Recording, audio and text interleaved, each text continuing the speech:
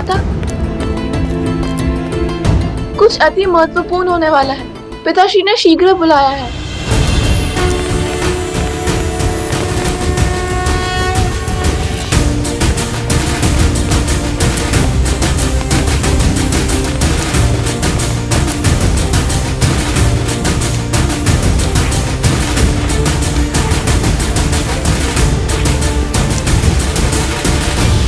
ओम नमः शिवाय, ओम नमः शिवाय, नमः शिवाय, नमः शिवाय, नागेन्द्रहाराय त्रिलोचनाय भस्मान्तरागाय महेश्वराय नमः शिवाय, नमः शिवाय। हे महादेव, मेरी पुत्री सीता को जैसा वर चाहिए केवल आप ही दे सकते हैं। अब मुझे समझ में आया, 8 वर्ष की आयु में कदाचित सीता का आपका धनुष उठाना मेरे लिए संकेत था कि आप सीता के भविष्य का उत्तरदायित्व उठाएंगे। प्रभु, मैं सीता के स्वयंवर की घोषणा करना चाहता हूं।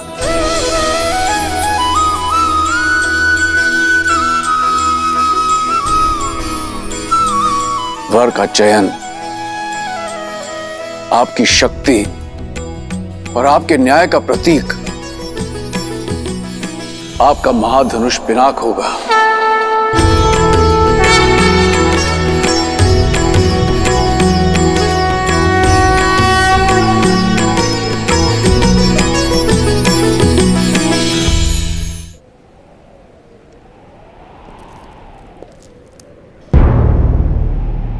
मैं अपनी पुत्री सीता के स्वयंवर की घोषणा करता हूं।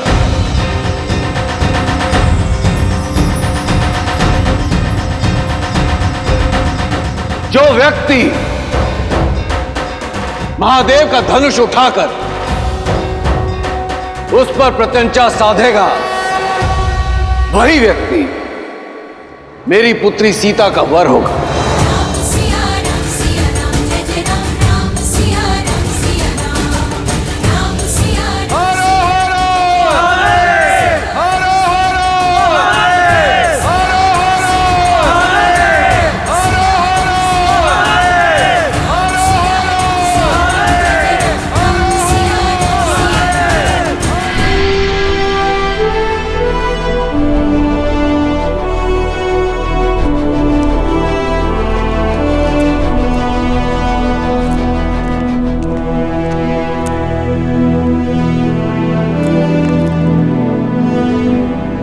प्रणाम पिताश्री।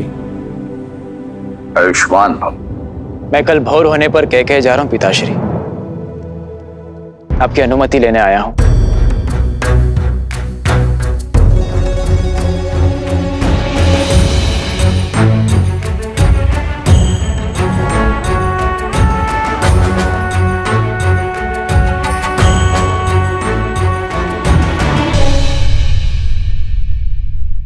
और शत्रुघ्न, तुम कहां जाने के लिए सज्ज हो? पिताश्री, भरत भैया को मेरी आवश्यकता होगी और फिर मेरा भी मन है कि मैं मामा के देश का भ्रमण कराऊं। शत्रुघ्न का निर्णय अच्छा है पिताश्री। 1 से 2 सदा श्रेष्ठ होते हैं। यदि आपका मन हो तो मैं जाऊं पिताश्री।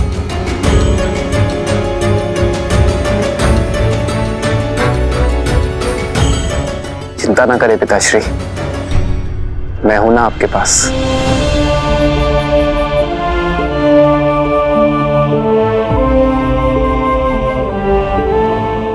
अनुमति है।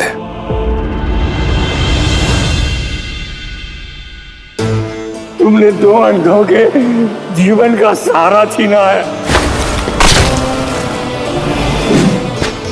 तुम भी अपनी आंखों के तारे से दूर हो जाओगे।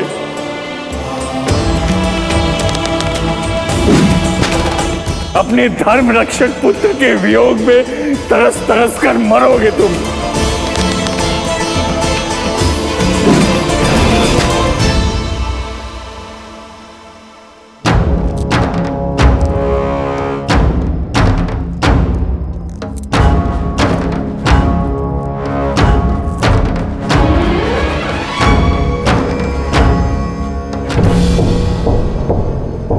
प्रणिपात ऋषिवर।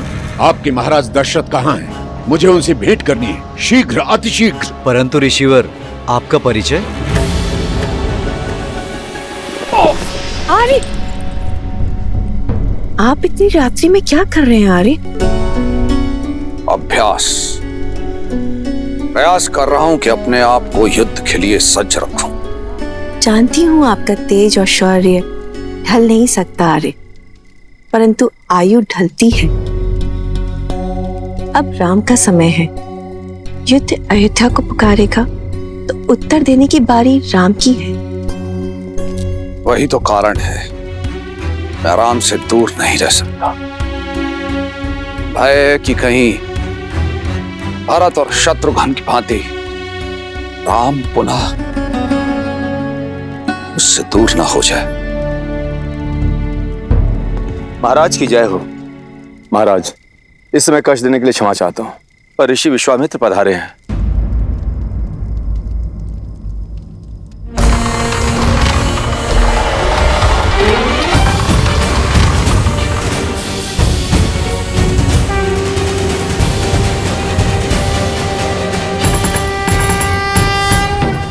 अयोध्या की भूमि पर आपके चरण पड़े, अयोध्या धन्य हुई। अपने चरण कमलों से इस भूमि को पावन करें ऋषिवर, पधारिए।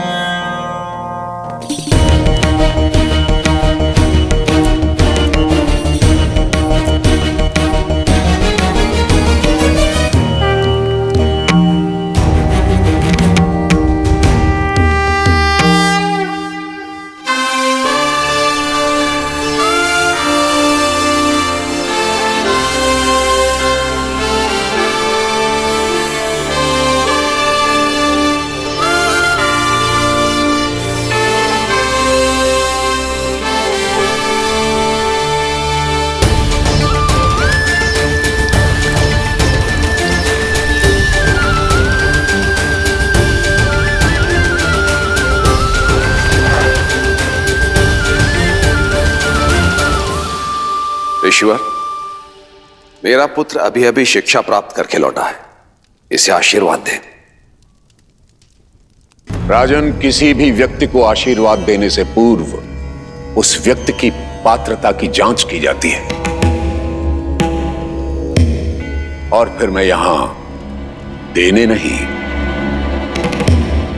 लेने आया हूं। आज्ञा ऋषिवर। मारीच और सुबाहु दो राक्षस हैं जो निरंतर मेरे यज्ञ में बाधा डालते रहते हैं। मृत पशुओं का रक्त और उनका मांस डालकर उसे अपवित्र करते रहते हैं। ऐसा नहीं है राजन कि मैं उनका संहार नहीं कर सकता, परंतु ब्रह्मर्षि होने के बाद मैंने शस्त्र त्याग दिए हैं, इसलिए। सुमंत, हम इसी क्षण ब्रह्म ऋषि के आश्रम की ओर प्रस्थान करेंगे।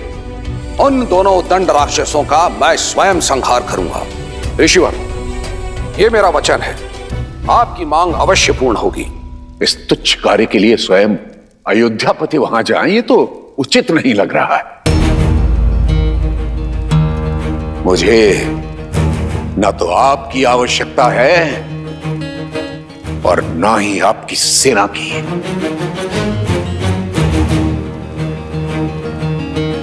तो ऋषिवर, मैं और क्या दे सकता हूं?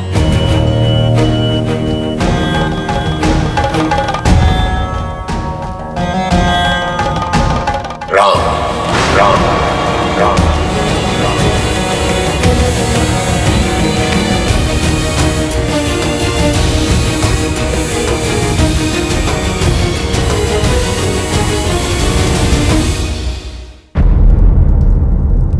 राजन, आप अपने पुत्र के लिए आशीर्वाद चाहते थे और मैं सहायता। आप राम मुझे दे दीजिए, दोनों की इच्छाओं की पूर्ति हो जाएगी। किंतु ऋषिवर, मेरा राम, वो तो बालक है अभी। तो यूं समझिए कि उस बालक के बड़े होने का समय आ गया। किंतु मेरे राम को तो युद्ध का अनुभव ही नहीं है ऋषिवर। राजन, अनुभव युद्ध करने से होता है, और फिर जो शिक्षा आदरणीय ब्रह्मर्षि वशिष्ठ ने उसे दी है, उसकी परीक्षा भी हो जाएगी।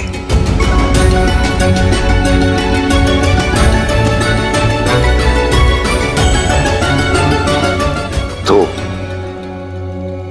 ऋषिवर, मैं राम को अपनी सेना में सम्मिलित कर लेता हूं, ये तो ठीक रहेगा ना? राजन, क्या मैंने अपनी बात स्पष्ट नहीं की? मुझे आप नहीं, राम चाहिए।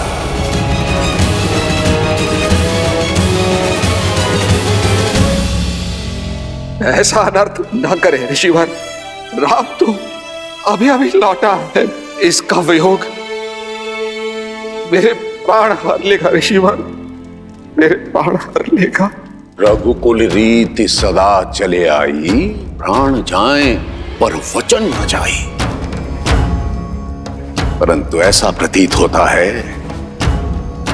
कि आप इन शब्दों को विस्मृत कर गए हैं राजन। प्राणों की इतनी ही चिंता है तो रघुकुल की वचनबद्धता का ढिंढोरा क्यों पीटते हैं अयोध्यापति? विश्वास नहीं होता कि आप महान राजा हरिश्चंद्र के वंशज हैं, जिसने अपना सब कुछ त्याग दिया था अपने शब्दों का मान रखने के लिए। पहली बार अयोध्या ने निराश किया।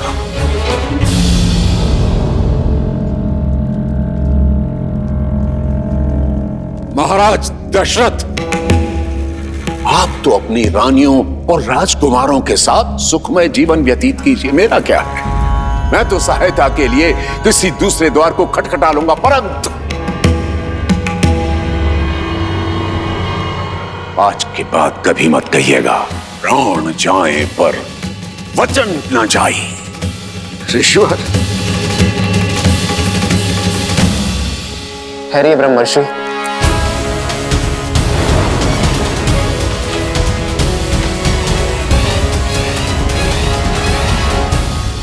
आप धर्मपरायणता के अवतार हैं, ज्ञान में सर्वश्रेष्ठ है। आप किसी भी असुर को स्वयं दंडित करने में सक्षम हैं, किंतु ब्रह्मत्व का मान रखने और रघुकुल का मान बढ़ाने स्वयं अयोध्या आए। आपके साथ चलना मेरा सौभाग्य होगा गुरुवर। केवल एक अनुरोध है, कल प्रातः तक प्रतीक्षा कीजिए, अयोध्या का स्वागत स्वीकारिए। ठीक है, कल प्रातः काल तक का समय है तुम्हारे पास।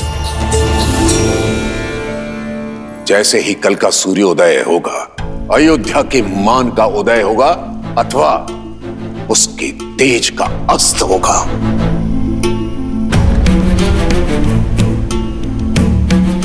आचार्य। पिताश्री, पिताश्री।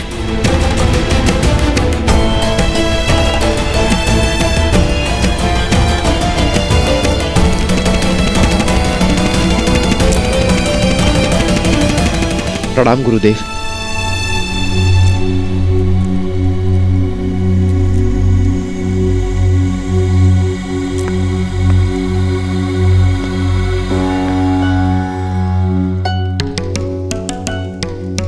आपके यहां आने का कारण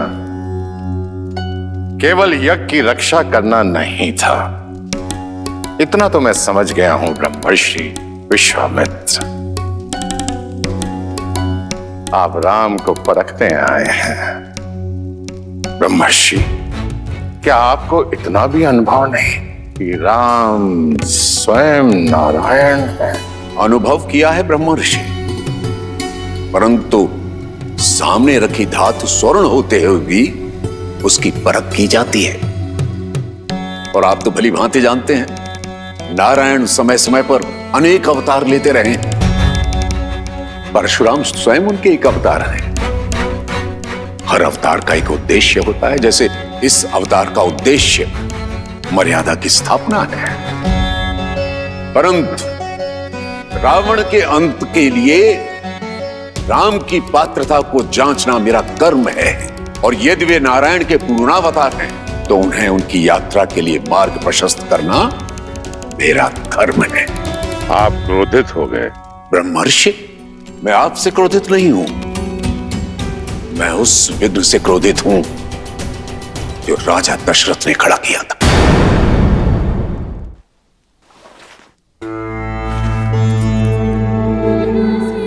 सेवकों, राजवैद्य को सूचित करो कि तुरंत आए। पिताश्री,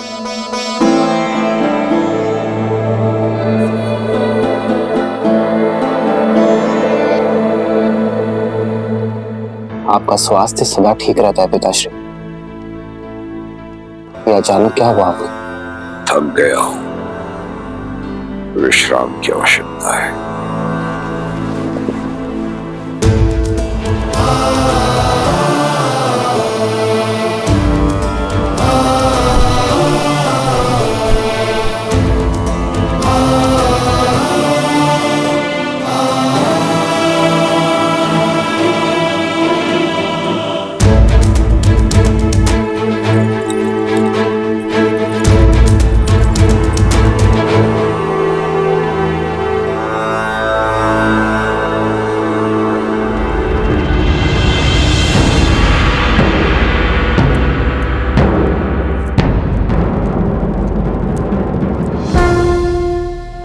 प्रणाम आचार्य। महाराज दशरथ की ठीक नहीं है आचार्य, कोई कुंठा है उनके मन में। तुम्हें क्या प्रतीत होता है? ऐसा क्या है? यही प्रश्न मुझे आपसे करना है आचार्य। पिताश्री का ऐसा व्यवहार मैंने कभी नहीं देखा। एक ऋषि को उसकी मनचाही सहायता देने में इतना संकोच क्यों? मैंने पहले भी कई बार अनुभव किया है आचार्य। पिताश्री हम लोगों से दूर होने की बात से ही सिहर जाते हैं। जो व्यक्ति देवासुर संग्राम से नहीं डरा, वो अचानक दो राक्षसों से अपने पुत्र के सामने की बात को लेकर भयभीत क्यों है? आपने तो उन्हें बालपन से पाला है, उन्हें शिक्षित किया है। मेरी माताओं से अधिक आपने उन्हें निकट से देखा है। एक पुत्र होने के नाते मेरा यह कर्तव्य है आचार्य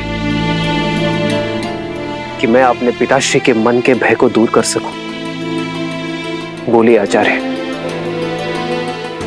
उनके भय का कारण क्या है? भय के बिना प्रेम निभता नहीं है, पर प्रेम ही सबसे बड़े भय का कारण है। उनका भय तुम हो राम, तुमसे बिछड़ने का भय है जो तुम्हारे पिता को दुर्बल बना देता है। उन्हें मोह है राम अपनी संतान से, विशेषकर तुमसे राम। आप तो आचार्य हैं, उनके पिता समान, उनके गुरु भी आप ही हैं, तो क्या आप उन्हें इस व्यथा से दूर नहीं कर सकते? कई बार रोग का कारण ही उसकी औषधि होता है राम। दशरथ का रोग भी तुम हो और निदान भी भय की काट विश्वास होता है राम। अब देखना है कि राम अपने पिता को वो विश्वास दिला पाता है या नहीं। प्रश्न दशरथ के धर्म का नहीं, राम के कर्म पर है।